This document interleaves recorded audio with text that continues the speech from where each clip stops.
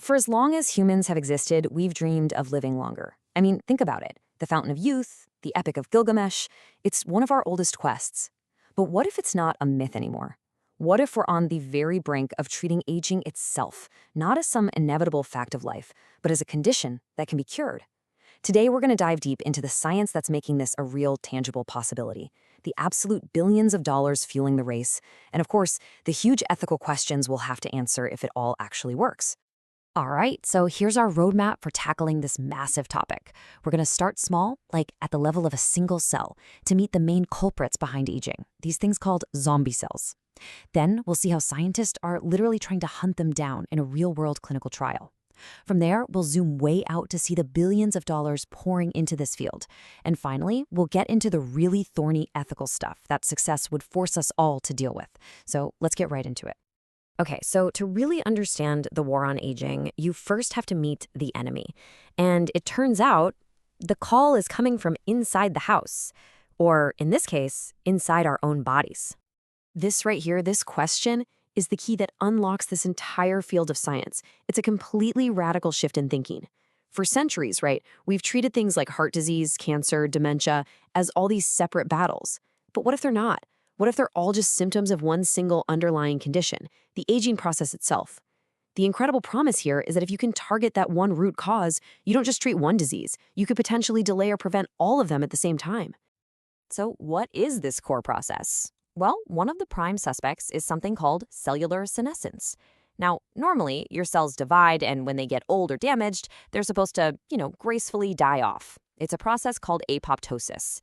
But senescent cells, nope, they break the rules. They stop dividing, which is one thing, but crucially, they also refuse to die. They just hang around. And that's why they've earned this brilliant nickname, zombie cells. And these zombie cells aren't just lazy squatters. No, they are actively destructive. They spew out this toxic mix of inflammatory stuff. Scientists call it the SASP. Just think of it like a tiny pollution factory, constantly leaking gunk that damages all the healthy cells around it. And this chronic low-grade inflammation is now being linked to a huge range of age-related diseases. We're talking everything from heart disease to osteoporosis to Alzheimer's. It's wild. Just a few of these zombie cells can basically poison an entire neighborhood of tissue. So if these zombie cells are the villains of our story, the obvious question is, can we fight back? And this is where the science gets really, really exciting. We're moving from a theory in a lab to a real-world clinical trial designed to do exactly that. And the answer might just be yes. So meet the heroes of our story, senolytics. These are a new class of drugs with a super specific mission. They're basically like a cellular special forces team designed to seek out and destroy those senescent zombie cells, all while leaving the healthy cells alone. The whole idea is to just take out the trash, clear out the troublemakers, and let the tissue get back to business. Now, when you look at how this is being tested in a pilot trial, the treatment itself looks almost deceptively simple. It's a combo of an existing cancer drug, dasatinib, and a really common supplement you can get anywhere called quercetin. And get this, the schedule is what they call a hit-and-run approach. Patients take the drugs for just 2 days, then they get 5 days off. Repeat that for a month. The theory is you don't need a constant barrage, just a periodic cleanup crew to come through and tidy up. But don't let that simple pill schedule fool you. Behind it is this incredibly rigorous and complex assessment plan. And honestly, this is what makes the study so fascinating. They aren't just asking patients, hey, do you feel better? No way. They're doing cognitive tests, brain MRIs, and weekly blood draws specifically to measure the levels of that toxic SASP we talked about. That's the key here. They're trying to see if the cleanup crew is actually reducing the amount of pollution at the molecular level. And let's be really clear about who this is for. This isn't some vanity project for the healthy and wealthy. This specific trial is focused on patients with very serious mental illnesses, schizophrenia, and treatment-resistant depression. And there's a really important reason why. Research is showing that these conditions are linked to accelerated biological aging. These patients actually have higher levels of those zombie cell markers. So the goal here isn't about helping someone live to be 150. It's about potentially helping people who are suffering from the devastating effects of premature aging right now. Okay, so that's one really promising trial. But now let's pull the camera way back, because this is about so much more than a single study.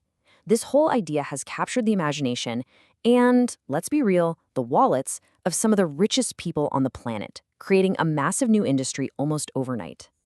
And no company embodies this more than a place called Altos Labs. As this Reddit user just perfectly put it, Altos is a totally new kind of beast. It's not a university, constantly scrounging for grant money, and it's not a typical pharma company that has to worry about next quarter's profits. It's this weird hybrid, a scientific unicorn funded by billionaires with one simple mission: just go pursue the science of making us young again. And when we say billionaire money, we are not kidding. Altos Labs launched with an initial funding of $3 billion. That's not a typo, $3 billion with a B. It's one of the biggest funding rounds for any startup in any industry ever. This isn't just a research project anymore. This is a monumental bet that the fundamental biology of aging can be understood and, more importantly, reprogrammed. So what is all that cash being spent on? Well, it's actually a totally different strategy than just killing zombie cells. If Senolytics are the demolition crew, then what Altos Labs is trying to do is be the renovation team. They're focused on something called cellular reprogramming. Basically, they're using a special set of proteins to try and reset a cell's epigenetic clock. Those are the chemical tags on our DNA that change as we age. So the goal isn't to kill old cells, it's to make them functionally young again. Two very different ways to solve the same problem. Of course, with this level of ambition, you're gonna get a healthy dose of skepticism.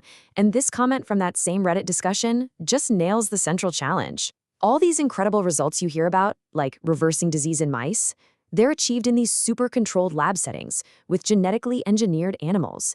The leap from a lab mouse to a complex, messy human being is absolutely massive. And frankly, it's the single biggest hurdle this entire field has to clear. So you've got promising science on one hand, and you've got unprecedented funding on the other. This means we're no longer in the realm of science fiction. It's becoming a real possibility. And that forces us to stop and confront the biggest questions of all. I mean, if this actually works, even a little bit, what kind of world are we building? Let's start with the basic case for all this research, which ethicist Brian Greene lays out pretty clearly. The core idea is that, hey, life and health are good things, right? They're the foundation for everything else we care about. So from that point of view, extending healthy life isn't just okay. You could argue it's an ethical responsibility. And that sounds great, right? Who could argue with more healthy life? But it immediately slams us into the first and maybe the toughest ethical brick wall. If we create a treatment that doesn't just grant health, but extra decades of healthy life, who gets it? The source material we looked at is pretty blunt on this point. The people funding this research are the super rich, and they will almost certainly be the first ones in line to get it. The fear is that this kind of technology could literally convert wealth directly into lifespan, creating a kind of biological caste system. In a world where healthcare access is already so unequal, this could create the ultimate form of injustice, what one writer called a morally disordered system on steroids. Okay, but let's just imagine for a second we solve the justice problem. Let's say these treatments become cheap and available to everyone. That fixes one problem, but it might create a totally different, more subtle one.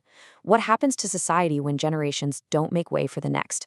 What happens to new ideas, to progress itself? And this quote from Steve Jobs just illustrates that point perfectly. He argued that death isn't a bug, it's a feature. It's life's way of clearing out the old to make way for the new. The concern is that if the same people with the same ideas remain in charge for centuries, society could become incredibly stagnant. Progress might not just slow down, it could stop altogether. So, we've gone from the microscopic world of a single cell all the way up to the future of human civilization itself.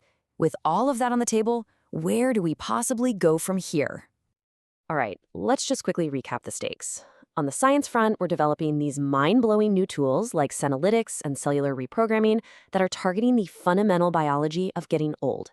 On the industry side, this crazy wave of cash is turning science fiction into a serious business. And on the ethics front, any little bit of success is going to force us to face some of the deepest questions our species has ever had to ask. And all of that leaves us right here with the ultimate question. This is not a fantasy anymore. The science is real, the money is real, and the implications are very, very real. So the question is no longer can we, but should we? And that's a choice about the kind of future we want to build.